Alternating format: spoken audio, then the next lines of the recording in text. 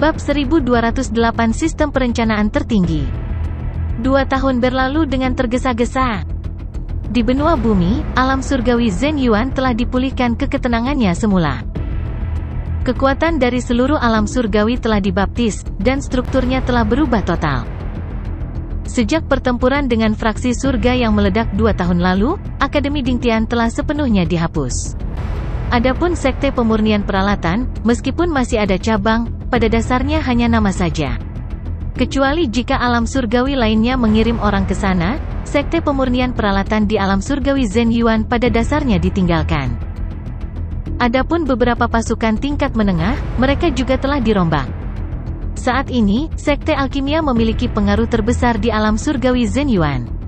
Namun, tidak seperti Sekte Pemurnian Peralatan, Sekte Alkimia jarang ikut campur dalam persaingan antara kekuatan utama.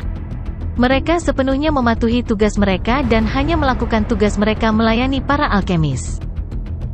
Di antara kekuatan utama, Akademi Litian telah menjadi akademi terbesar di alam surgawi Zhen Yuan. Pasukan yang mengikuti Akademi Litian untuk menentang Akademi Dingtian dan Sekte Pemurnian Peralatan juga menjadi yang kedua setelah Akademi Litian. Tetapi semua pembudidaya di alam surgawi Zhen Yuan tahu bahwa Akademi Litian dan kekuatan lain jauh lebih rendah daripada fraksi surga yang meledak. Terlebih lagi, pasukan ini telah mengumumkan 2 tahun lalu bahwa mereka bersedia menjadi afiliasi dari fraksi surga yang meledak. Jadi sekarang, fraksi surga yang meledak adalah kekuatan terbesar di alam surgawi Zhen Yuan, dan itu sangat kuat. Bahkan Sekte Pemurnian Peralatan di masa kejayaannya tidak bisa lebih kuat dari fraksi surga yang meledak saat ini dalam kendali dan pengaruhnya atas alam surgawi Zhen Yuan.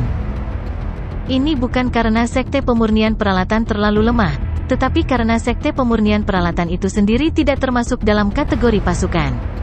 Tidak nyaman untuk memperluas jangkauannya terlalu jauh. Selain itu, alam surgawi Zhen Yuan adalah alam surgawi yang diperintah oleh Taois Zhen Yuan. Sekte Pemurnian Peralatan tidak bisa bertindak terlalu terbuka.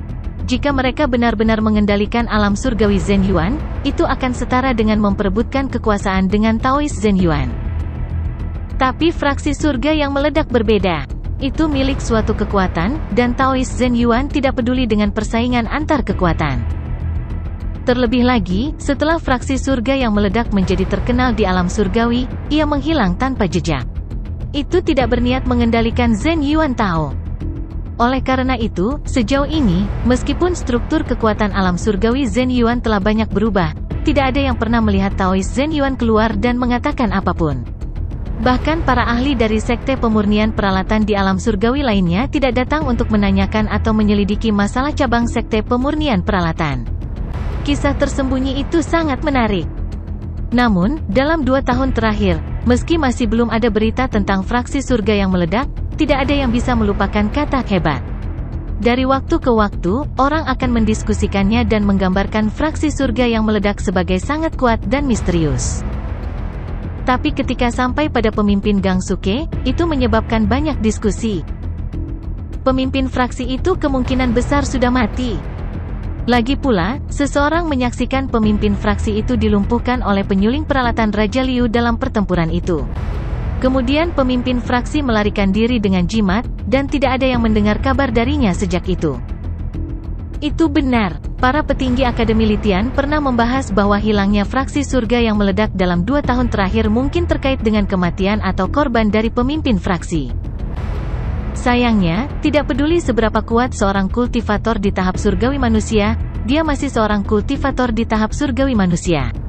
Orang biasa akan meledak dan mati setelah terkena kartu as di tahap surgawi emas. Ini adalah keajaiban bahwa pemimpin fraksi tidak mati di tempat. Yah, jika itu masalahnya, pemimpin fraksi, Suke, mungkin terluka parah, dan fraksi surga yang meledak sedang sibuk merawatnya, atau bahkan berusaha menyelamatkannya. Ketika orang mendiskusikannya, mereka secara alami akan melebih-lebihkan tebakan mereka, dan pada akhirnya, itu perlahan akan menyebar menjadi kebenaran. Suke masih hidup dan sehat, tetapi di mata kebanyakan orang, dikatakan bahwa dia telah mati dalam pertempuran. Pada hari ini, terjadi keributan di lorong alam surgawi Zhen Yuan, yang menarik perhatian beberapa penjaga. Lorong antara benua bumi dan benua surga adalah lorong yang menghubungkan benua bumi dan benua surga. Namun, karena jalan antara benua bumi dan benua langit telah ditutup, tempat ini menjadi semakin sunyi, dan hanya beberapa penjaga yang tersisa untuk menjaganya. Sekarang ada pergerakan di lorong antara surga dan bumi, itu secara alami berarti seseorang dari benua surga telah turun. Setelah lebih dari 2 tahun, orang-orang dari benua surga telah datang lagi. Sayang sekali kita tidak bisa kembali sekarang. Kurasa benua surga tidak tahu bahwa jalan kita menuju benua surga telah ditutup. Kalau tidak mungkin ada orang yang turun sekarang. Itu pasti. Lagi pula, ki spiritual dan sumber daya benua langit tidak bisa dibandingkan dengan benua bumi. Banyak orang mengira benua bumi tidak jauh lebih buruk dari benua langit. Padahal, sebagai perbandingan, benua bumi hanyalah setitik cahaya di depan benua langit. Lupakan, apa gunanya mengatakan ini? Lagi pula, kita tidak memenuhi syarat untuk naik, dan sekarang jalan menuju benua surga diblokir. Benar, ayo cepat dan lihat siapa itu, lalu laporkan ke atasan istana langit dan bumi. Setelah mengobrol sebentar, beberapa penjaga berjalan menuju pintu keluar lorong antara langit dan bumi. Pada saat ini, pintu keluar lorong antara langit dan bumi bersinar, dan kekuatan mantra itu perlahan menghilang. Salah satu penjaga bertanya dengan hormat, "Bolehkah saya bertanya senior mana yang datang ke benua bumi?" Melolong, di lorong antara langit dan bumi, ada lolongan serigala yang tajam. Wajah beberapa penjaga tiba-tiba berubah, binatang iblis? Mungkinkah Raja Iblis telah datang? Tapi saat berikutnya, mereka tercengang. Kecemerlangan di lorong antara langit dan bumi menghilang, dan kemudian seorang pria dan seekor anjing terbang keluar darinya. Mereka berantakan, dan sepertinya mereka melarikan diri untuk hidup mereka. Ini, beberapa penjaga tidak bisa membantu tetapi saling memandang dengan cemas. Menurut aturan, mereka yang dapat melakukan perjalanan antara benua langit dan bumi harus merupakan eksistensi di atas tahap surgawi, dan mereka harus memiliki identitas yang berbeda untuk memiliki kualifikasi seperti itu. Jadi setiap kali seseorang turun, para penjaga ini harus dengan hormat memanggil mereka sebagai senior. Tapi sekarang, tahap kultivasi pria dan anjing di depan mereka benar-benar berbeda dari yang mereka bayangkan. Pria itu adalah pria tua yang kotor. Dia mengenakan jubah compang camping, dan dia terlihat sangat ceroboh, seperti seorang pengemis tua. Dan tahap kultivasinya hanya pada tahap selanjutnya dari tahap surgawi manusia.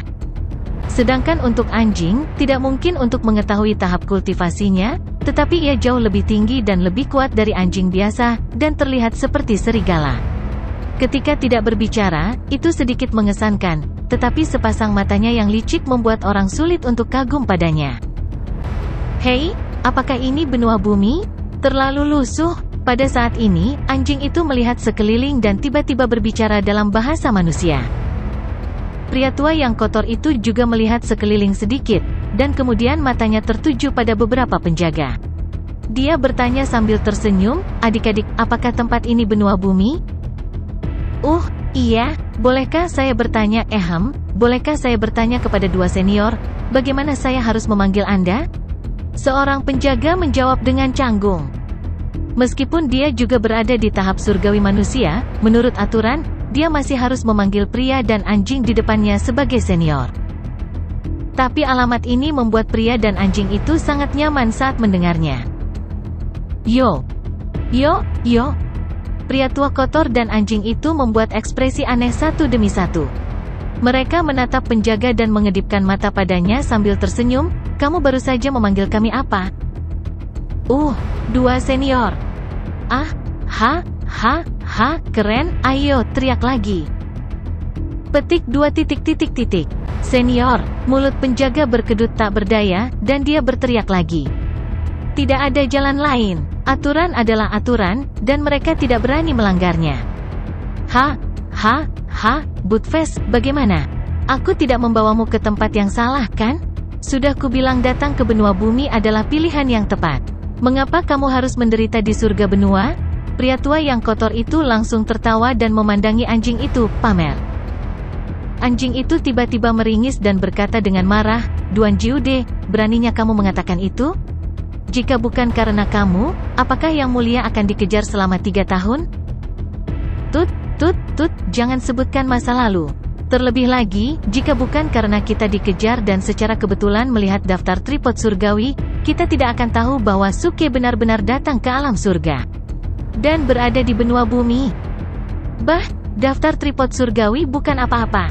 Siapa di benua surga yang memperhatikan daftar tripod surgawi sekarang? Hanya daftar universal yang menjadi raja? Jika bukan karena rubah tua yang mengejar saya selama bertahun-tahun, Anda kekudusan akan mendominasi daftar universal sejak lama. Haha. F*CK, apa yang kamu tertawakan? Aku menertawakan diriku sendiri. Apa hubungannya denganmu? Menelurkan keji, kamu benar-benar berani untuk tidak menghormati leluhurmu sendiri? Yang Mulia akan memberimu pelajaran hari ini. Perhatikan langkahku, monyet mencuri buah persik, dewa memetik buah anggur. Tiba-tiba, pria dan anjing itu tiba-tiba saling mencubit, seperti wanita di pasar yang mengamuk. Para penjaga tercengang, dan wajah mereka dipenuhi dengan kebingungan. Untungnya, mereka tidak sepenuhnya terkejut. Dari mulut Buttface dan Duan Jiude, mereka mendengar nama yang akrab, Suke. Dua senior, apakah kamu tahu pemimpin fraksi Suke? Seorang penjaga bertanya dengan tergesa-gesa. Nama Suke bukan masalah kecil. Siapa di alam surgawi Zhen Yuan yang tidak mengenal pemimpin fraksi dari fraksi surga yang meledak? Ketika Duan Jiude dan Buttface mendengar ini, mereka segera berhenti dan melihat ke arah penjaga, lalu satu sama lain. Pemimpin geng Suke? Kedua orang ini sama-sama licik. Dari nada penjaga, mereka benar-benar bisa mendengar sedikit rasa hormat. Buttface membusungkan dadanya dan berkata, omong kosong. Aku wakil pemimpin fraksi dari fraksi surga yang meledak. Bagaimana mungkin aku tidak mengenal Suke? Duan Jiude melambaikan tangannya, mengelus janggutnya, dan berkata sambil tersenyum, aku tetua dari fraksi surga yang meledak. Tentu saja aku kenal Suke. Di mana dia? Buttface, wakil pemimpin fraksi dari fraksi surga yang meledak? Penatua Duan Jiude dari fraksi surga yang meledak? Para penjaga membelalakkan mata karena tidak percaya. Tunggu apa lagi? Cepat beritahu kami, di mana bocah Suke itu? Cepat dan bawa kami ke dia, desak Buttface dengan ekspresi arogan. Dia pada dasarnya bisa menilai bahwa Suke sekarang memiliki pengaruh besar di benua bumi. Kalau tidak, para penjaga ini tidak akan kagum dengan penyebutan Suke. Itulah mengapa dia berani menggunakan kekuatan Suke untuk mengintimidasi orang lain. Laporkan, senior, pemimpin fraksi Suke, dia. Salah satu penjaga bereaksi dan kagum. Kemudian dia tergagap, dia, mungkin telah mati dalam pertempuran. Apa? Ketika Buttface dan Duan Jiude mendengar ini, ekspresi mereka langsung berubah. Apa yang terjadi? Bagaimana bocah itu bisa mati dalam pertempuran? Siapa yang membunuhnya? Apakah musuhnya masih ada? Lolong, Yang Mulia tiba-tiba merasa tidak enak badan. Saya harus kembali ke benua surga untuk beristirahat sebelum datang ke sini lagi. Yah, aku akan mengantarmu kembali. Pria dan anjing itu berkata ketika mereka berbalik dan ingin kembali melalui jalan langit dan bumi. Tolong tunggu sebentar, seorang penjaga buru-buru berkata. Setelah memberitahu mereka bahwa jalan menuju benua surga telah ditutup, mereka berdua berhenti. Kemudian penjaga memberitahu mereka tentang perbuatan terkenal fraksi surga yang meledak. Buttface dan Duan Jiude memahami keseluruhan cerita. Dari fraksi surga yang meledak ke alam surgawi Zhen Yuan, baru setahun. Tetapi ketika sampai pada perhentian terakhir, Suke menghilang setelah terluka parah. Buttface dan Duan Jiude segera menghela nafas lega. Jangan khawatir, dengan pemahaman Yang Mulia tentang bocah itu, dia tidak akan mati. Bahkan dewa tidak dapat mengambil nyawa anak nakal ini. Siapa yang akan percaya bahwa dia dibunuh oleh seorang kultivator di tahap surga emas? Buttface dan Duan Jiude tampak menghina. Tapi dia telah menghilang selama 2 tahun. Fraksi surga yang meledak juga telah menghilang dalam 2 tahun terakhir. Itu sebabnya ada desas-desus bahwa dia sudah mati. Penjaga itu menjelaskan. Menghilang selama 2 tahun? Ketika Buttface dan Duan Jiude mendengar itu, wajah mereka membeku, dan mereka saling memandang lagi. Menghilang selama 2 tahun, hasilnya tidak pasti. Mengapa kalian berdua tidak beristirahat di Istana Langit dan Bumi? Kami sekarang akan memberitahu Akademi Litian dan pasukan lain dan memberitahu mereka tentang identitas mereka." Pada saat ini, seorang penjaga berkata dengan hormat. Baru saja, dia juga memberitahu mereka bahwa Akademi Litian dan pasukan lain secara sukarela berafiliasi dengan fraksi surga yang meledak. Saat Buttfast mendengar itu, dia langsung memberi isyarat dan mengangguk dengan bangga. "Yah, karena Akademi Litian dan pasukan lain berafiliasi dengan fraksi surga yang meledak, Yang Mulia, sebagai wakil pemimpin fraksi, juga harus menerimanya. Sebagai penatua, aku juga harus menerimanya." Duan Jiude juga mengangguk sebagai jawaban. "Oke, tolong." Beberapa penjaga segera menangkupkan tangan dan memimpin jalan menuju Duan Jiude dan Buttfast. Tiba-tiba, Buttfast menghentikan langkahnya dan menatap penjaga itu. "Ngomong-ngomong, bantu Yang Mulia menyebarkan berita dan beritahu dunia bahwa Brother Achilles juga orang yang terhormat ketika dia masih hidup. Saya harap semua orang bisa memberinya lebih banyak rasa hormat. Adapun fraksi surga yang meledak, mulai sekarang, wakil Anda pemimpin fraksi akan mengelolanya untuk sementara." Seasteriste, Buttfast, apakah kamu masih punya hati nurani? Kamu ingin merebut kekuasaan secepat ini? Duan Jiude mendengarnya dan langsung melotot. Wajah Buttfast penuh dengan penghinaan.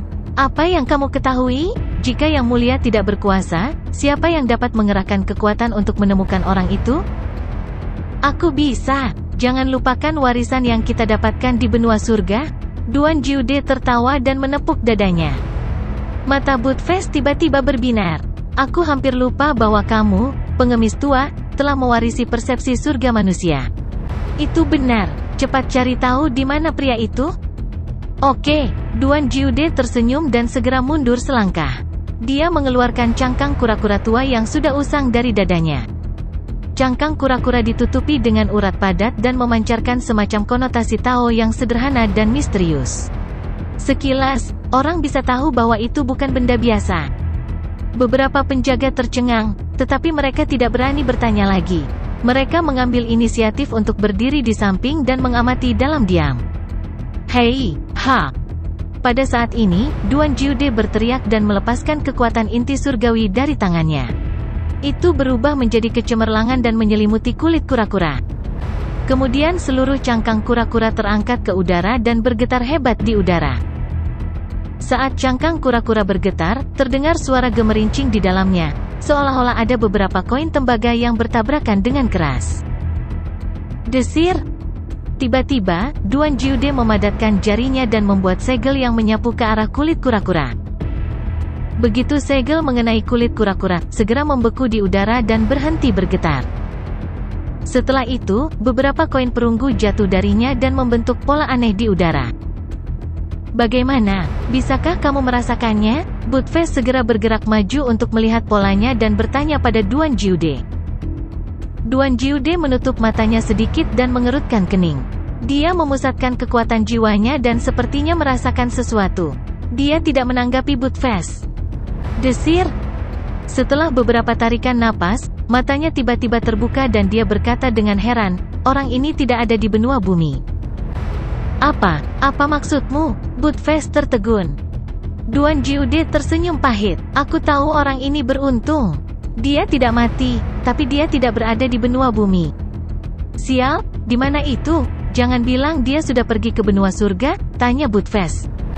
Duan Jiude menggelengkan kepalanya dan menunjuk ke pola koin di udara. "Dia ada di benua Xuan Huang. Namun, ramalannya agak aneh dan aku tidak bisa melihatnya. Tapi aku bisa merasakan bahwa pria ini beruntung dengan wanita baru-baru ini. Ini adalah kelanjutan dari hubungan sebelumnya." Petik 2. Di negara Li di provinsi Xuan Huang. Di atas gunung besar, ada sebuah bangunan besar. Di luar gerbang, ada 4 kata besar, Seven Star Academy. Di kaki gunung, ada 7 kota kecil yang dikenal sebagai 7 kota pewaris. Salah satunya, kota pewaris bintang, adalah kota kuno terkecil di antara 7 kota pewaris.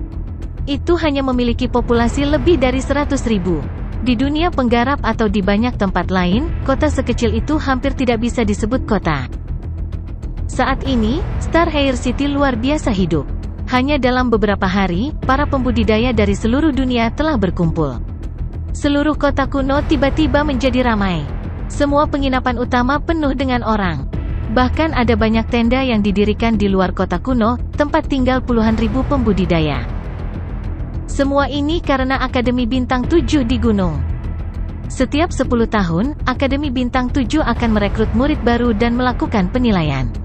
Mereka yang berhasil lulus penilaian bisa menjadi murid Akademi Bintang 7 dan belajar di akademi tersebut.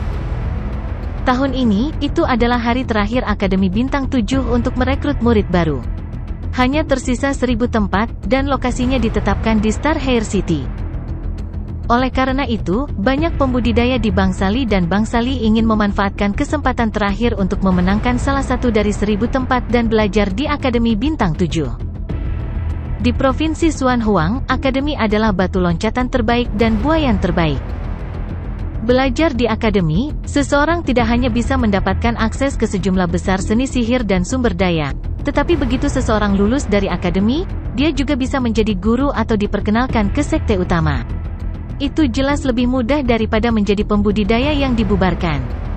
Ini seperti industri hiburan. Banyak orang ingin diterima di berbagai akademi film dan musik, lalu masuk ke industri hiburan dengan kualifikasi atau koneksi yang telah mereka pelajari di akademi tersebut dan menjadi bintang terkenal.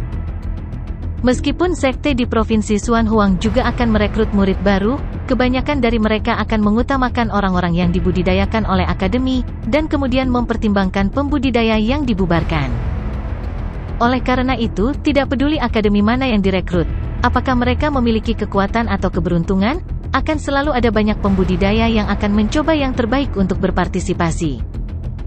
Saat ini, di Star Hair City, seorang wanita tua berjubah Tao sedang berjalan di jalan, diikuti oleh seorang wanita muda. Dia mengenakan gaun seputih salju, memiliki wajah halus dan kulit halus. Dia memimpin seekor kuda. Ada jejak kelelahan di antara alisnya, tapi selalu ada semacam ekspresi tegas di wajahnya. Dia punya ide bahwa dia tidak bisa jatuh dan menyerah. Yusi, istirahatlah di sini sebentar. Pada saat ini, wanita tua yang berjalan di depan tiba-tiba berhenti dan bergumam dengan suara rendah. Wanita itu sedikit terkejut, baru kemudian dia melihat wanita tua itu berhenti di luar tempat peristirahatan. Tuan, apakah penginapan ini dibuka oleh temanmu? Wanita itu bertanya. Benar, ikuti aku ke dalam. Tinggalkan kuda-kuda di sini untuk saat ini. Seseorang akan datang dan mengambilnya nanti. Wanita tua itu mengangguk dan melangkah ke penginapan dengan wajah tanpa ekspresi. Ya, wanita itu menjawab, lalu melepaskan kendali dan mengikuti wanita tua itu ke dalam. Sesaat kemudian, seorang penjaga toko parubaya secara pribadi menerima wanita tua dan wanita muda itu. Wanita itu berdiri di samping, tidak mengatakan apa-apa. Namun, dari percakapan antara wanita tua itu dan pemilik toko parubaya, dia menyadari bahwa teman wanita tua itu sebenarnya adalah ayah pemilik toko yang sudah meninggal dunia. Meskipun penjaga toko parubaya memiliki senyum hangat di wajahnya, wanita itu merasa itu adalah senyum palsu. Akhirnya, wanita tua dan wanita muda itu ditempatkan di gudang kayu yang kumuh dan terpencil. Melihat debu di sekeliling, dan udara dipenuhi dengan bau apak, wanita itu mengerutkan kening dan berkata dengan suara rendah, "Tuan, orang itu terlalu berlebihan. Beraninya dia membiarkanmu tinggal di tempat seperti itu? Aku akan pergi dan berdebat dengannya." Lupakan saja, Yusi. Sifat manusia yang berubah-ubah adalah sifat dunia yang berubah-ubah. Apakah kamu tidak mengerti kebenaran sederhana ini? Wanita tua itu melambaikan tangannya dengan lembut dan menghela nafas. Tapi tuan, penyakitmu. Apakah menurutmu penyakitku akan sembuh jika aku pindah ke tempat yang lebih baik? Lupakan saja. Sekarang Akademi Bintang 7 sedang merekrut siswa, cukup baik mereka bisa memberiku gudang kayu. Tersenyum ramah. Wanita itu tertegun. Dalam kesannya, ini adalah salah satu dari sedikit senyum yang dimiliki tuannya. Tetapi ketika dia melihat senyum tuannya, dia merasa sangat gelisah, seolah-olah tuannya akan pergi. Yusi, ada sesuatu yang ingin kukatakan padamu. Kali ini, wanita tua itu berbicara lagi dengan nada yang sangat lembut. Tuan, tolong bicara. Wanita itu buru-buru membantu wanita tua itu ke samping. Dia menggunakan lengan baju putihnya untuk menyeka debu dan membiarkan wanita tua itu duduk. Ketika wanita tua itu melihat tindakan wanita itu, dia sedikit mengangguk dan tersenyum. Ada sedikit kelegaan dan keengganan dalam senyumnya. Sekarang hidupku akan segera berakhir, aku khawatir aku tidak bisa menjagamu untuk waktu yang lama. Menguasai. Yusi, jangan ganggu aku. Ketika aku membawamu ke sini, aku ingin memberimu keberuntungan. Aku tidak menyangka bahwa aku harus pergi sebelum aku bisa memberimu keberuntungan. Namun, Seven Star Academy rekrutmen kali ini mungkin kesempatan untukmu. Setelah kamu masuk Akademi Bintang 7, ingatlah untuk berlatih keras. Aku sudah mengajarimu semua yang aku bisa. Selebihnya terserah kamu. Tuan, ini semua salahku. Jika kamu tidak menyelamatkanku, kamu tidak akan berakhir seperti ini. Saat wanita itu berbicara, air mata mengalir dari matanya. Jangan bicara omong kosong. Jika aku tidak membawamu ke sini, bagaimana kamu bisa jatuh ke dalam perangkap seperti itu? Tidak, Tuan, saya memohon Anda untuk membawa saya ke sini untuk mencari seseorang. Saya tidak menyangka bahwa dunia ini begitu besar, dan jalan ini sangat sulit. Saya bahkan menyakiti Anda. Apakah kamu menyesal keluar untuk mencarinya? Wanita itu berhenti sejenak. Tapi matanya yang tegas telah memberitahunya segalanya. Dia tidak menyesalinya. Dia tidak pernah menyesalinya. Wanita tua itu menatapnya dan tersenyum. Dia tidak menyebutkan ini lagi. Sebagai gantinya, dia berkata, Yusi, ingat, lain kali jangan mengambil perintah bintang 7 dengan mudah. Tidak ada yang bisa menyembuhkan penyakitku. Bahkan jika kamu menukar perintah bintang 7 dengan lebih banyak ramuan, kamu hanya bisa membiarkanku tinggal di sini, sakit selama beberapa hari lagi. Tuan, saya akan ingat. Wanita itu mengangguk. Bagus, kalau begitu aku bisa tenang. Setelah mengatakan itu, wanita tua itu menutup matanya perlahan dan pergi sambil tersenyum. Wanita itu langsung tertegun. Dia benar-benar tercengang. Dia tidak berharap tuannya pergi begitu saja, dan dengan cara yang begitu tiba-tiba. Meski tuannya terlihat damai, masih sulit baginya untuk menerimanya. Tuan. Wanita itu berlutut di depan wanita tua itu dan menangis. Jika Suke ada di sini, dia akan terkejut. Wanita berbaju putih ini adalah pacar kuliahnya, Lin Yuxi. Tuan, jangan khawatir. Saya akan berlatih keras dan membalaskan dendam Anda. Lin Yuxi menatap wanita tua yang pergi dengan damai dan berkata dengan tegas di dalam hatinya. Dia punya satu tujuan lagi dalam hidup ini. Pada akhirnya, Lin Yuxi menguburkan wanita tua itu di bawah gudang kayu.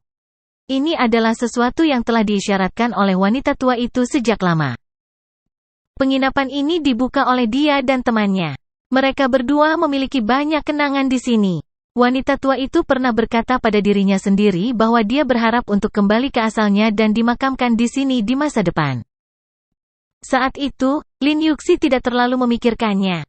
Sampai sekarang, dia mengerti mengapa wanita tua itu membawanya ke sini. Selain mengantarnya ke Akademi Bintang 7, dia juga ingin beristirahat dengan tenang di sini. Bang! Pada saat ini, tiba-tiba terdengar suara teredam di luar pintu, seolah-olah seseorang telah jatuh ke tanah. Kemudian, ada semburan omelan. Start, beraninya kamu datang ke sini untuk makan dan minum? Apakah kamu ingin mati? Apakah kamu masih ingin berbisnis di penginapan ini? Aku mengeluarkan ramuan untuk dikagumi, tetapi dimakan oleh orang ini. Bagaimana kamu akan mengkompensasi ini? Aku khawatir kamu tidak bisa membeli pil pemulihan pikiran tingkat 2 bahkan jika Anda menjual penginapan Anda. Petik 2. Tolong maafkan saya, Tuan Muda. Saya akan membiarkan Anda berurusan dengan orang ini. Berurusan dengan ibumu. Orang ini bodoh. Bahkan jika dia terbunuh, dapatkah itu ditukar dengan kerugianku? Tapi ini... kali ini, untuk berpartisipasi dalam penilaian Akademi Bintang 7, aku sengaja mendapatkan eliksir pemulihan pikiran, tetapi penginapanmu membiarkan orang bodoh masuk dan memakan ramuan itu. Aku pasti akan meminta pertanggungjawaban penginapanmu untuk masalah ini. Petik 2. Tuan Muda, kami juga bisnis kecil. Bagaimana kami mampu membayar pil pemulihan pikiran ini? Tidak mampu membayarnya? Kalau begitu aku akan membakar penginapanmu. Bahkan jika gubernur kota datang, dia tidak bisa berbuat apa-apa padaku. Ayo, usir semua orang di penginapan. Dan orang bodoh ini, pukul dia sampai mati. Setelah pukul dia sampai mati, lempar dia keluar untuk memberi makan anjing. Pada titik ini, pemilik penginapan memohon belas kasihan, dan serangkaian suara pertempuran intensif. Lin Yuxi sedikit mengernyit dan menggelengkan kepalanya. Tampaknya pemilik penginapan paruh baya itu juga tidak beruntung. Tapi menurut tren, sepertinya penginapan itu tidak bisa ditinggali. Berderak. Dia dengan lembut mendorong pintu terbuka dan melihat keluar. Dia melihat pemilik penginapan paruh baya berlutut di depan seorang tuan muda, memohon belas kasihan. Di sebelahnya, ada beberapa orang berpakaian penjaga, mengelilingi pria ceroboh dan memukulinya. Pria itu tidak mengatakan sepatah kata pun. Dia memeluk kepalanya erat-erat dan meringkuk di tanah. Dia masih mengunyah makanan dengan gila. Sepertinya dia kelaparan. Ketika Lin Yuxi melihat ini, dia hanya bisa menghela nafas. Ini adalah dunia di mana yang lemah menjadi mangsa yang kuat. Ketika tuannya masih hidup, dia selalu mengajarinya untuk tidak mencampuri urusan orang lain. Sekarang tuannya telah meninggal, bahkan jika dia ingin membantu, dia tidak memiliki kemampuan. Tiba-tiba, tepat ketika Lin Yuxi hendak menutup pintu dan mengabaikannya, matanya bertemu dengan mata pria yang dipukuli. Pandangan ini sepertinya melewati kehampaan, melalui waktu, ribuan tahun, mencarinya ribuan kali, tiba-tiba melihat ke belakang, orang itu berada di tempat di mana cahaya memudar. Matanya membelalak tak percaya, dan tubuhnya gemetar karena kegembiraan. Suke!